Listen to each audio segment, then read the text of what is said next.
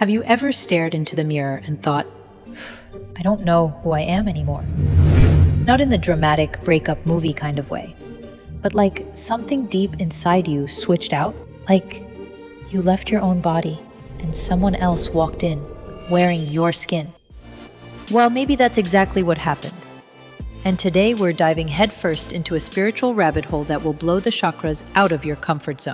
Watch till the end because I'll be sharing 7 powerful signs that you may have experienced a soul walk-in or timeline jump and you didn't even know it. All right, let's get weird. A walk-in soul is when a brand new soul enters an existing body. With permission from the original soul, of course. It's like switching drivers but keeping the same vehicle. And this doesn't happen on a casual Tuesday because you forgot your coffee. No. Walk-ins usually occur after life-altering events. A car crash, a coma, a massive spiritual crisis. Even heartbreak so deep, your soul checks out and tags in someone new to finish the game. Let me tell you about Carla, a woman who flatlined during emergency surgery. She came back, same name, same body, but her family swears her personality completely changed. Carla used to be a hard-nosed, type A manager. After surgery, she suddenly started talking about chakras, changed her career to energy healing, and didn't even like her favorite foods anymore. She told her husband, "I feel like I died, but someone else came back with my name." Spoiler alert, that's textbook walk-in behavior. This isn't just rare woo-woo either. This is becoming a collective phenomenon. Soul swaps are walk-ins with purpose. A soul may leave because it completed its karmic contract. It couldn't handle the intensity of Earth School anymore. Or it agreed to step aside so another could finish the mission. You've probably seen this in friends, or even yourself. Suddenly, you don't recognize your own life. You quit your job out of nowhere. Your Spotify playlist changes from rap to flute-based Mongolian throat singing. Your pet looks at you like, "Who dis?" A friend of mine, we'll call her Jessie, had a weird moment in 2018. She fell off a ladder, no major injuries. But when she came to, she said, everything felt off.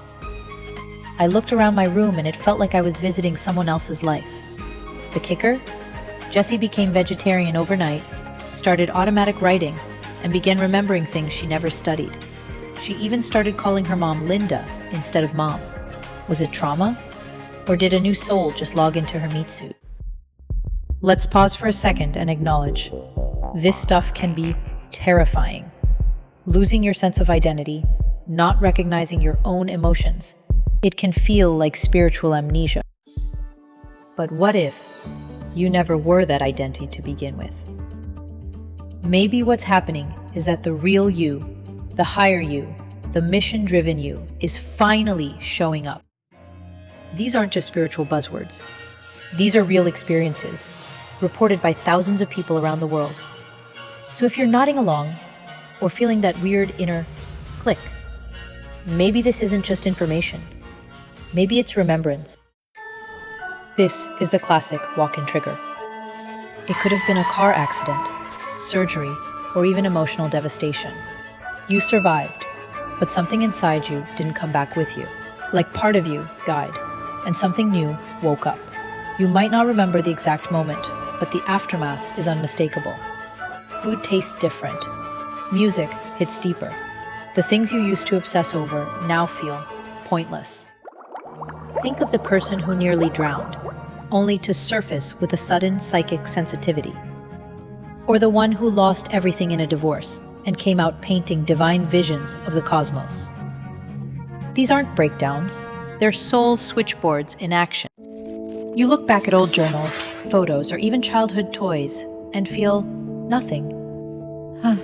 That used to be me, but it doesn't feel like me anymore. It's not amnesia, it's a mismatch of soul resonance.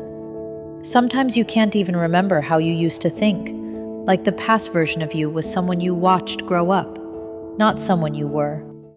And here's the kicker. This can create identity grief. You might cry for a version of you that no longer exists, and yet like you don't want it back.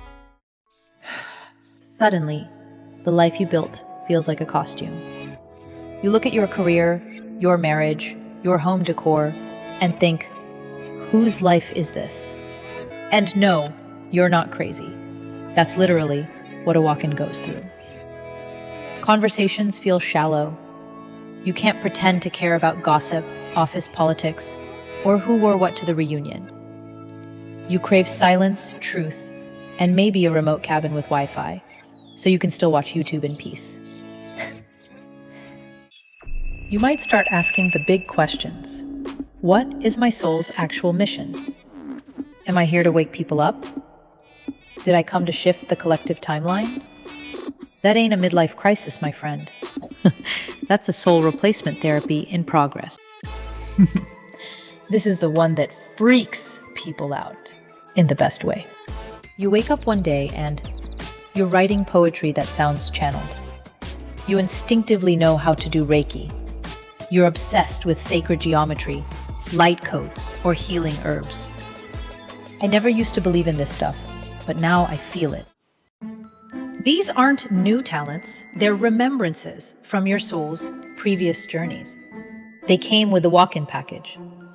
And yes, sometimes this shows up as a desire to create, to paint, to write, to build altars, or connect with spirit in ways that feel completely foreign to your old self. One of the most painful signs. You feel disconnected from the people who used to be your world, family, best friends, even your romantic partner. Suddenly it feels like you're speaking a different language. They say, "You've changed," and you're like, "Yeah, because I have." Some of them will drift away, some will lash out, but some will rise to meet your frequency. This is the walk-in soul reclaiming its circle. You're not abandoning people, you're realigning. Don't feel guilty. Souls come together in chapters, and some chapters end so others can begin. You know that eerie feeling? Like something's just off, but you can't put your finger on it? Your favorite restaurant suddenly never existed? That line from a movie? Apparently it was never real? Or maybe people treat you differently, like they remember something you don't. This is where walk-ins and timeline jumping overlap. You might have literally shifted into a parallel version of reality where things are just slightly shifted, and your soul knows it. Also, seeing 1111, 222, weird synchronicities, deja vu, time loops, or feeling like time isn't moving right? That's your higher self nudging you like, "Hey, you made the jump." This one's wild and beautiful. You used to be okay just floating through life. But now, you feel an urgency in your bones, like a timer went off in the cosmos and your soul stood up and said, "Let's go." You don't want to survive anymore. You want to serve. You don't want validation, you want alignment. You don't need everyone to understand you. You just want to find your soul family and do the work you came here to do. Even if you don't have a clear job title for it yet, you feel it. It's like the soul got an upgrade, and now the mission is active. If any of this is resonating, pause for a second and ask yourself, what if I am a walk-in? What would that mean about the life I thought was mine? What would I do differently now that I've remembered? Have you ever had a moment that felt like a soul swap or timeline glitch? Let's share, let's connect, let's evolve together. Hey, pause with me for a sec. I know this video is deep and maybe hitting some wild parts of your spirit, so I want to say thank you for showing up with an open mind, for staying curious, for exploring the possibility that you may be more than you were taught. You are part of a cosmic symphony of souls, shifting, awakening, remembering.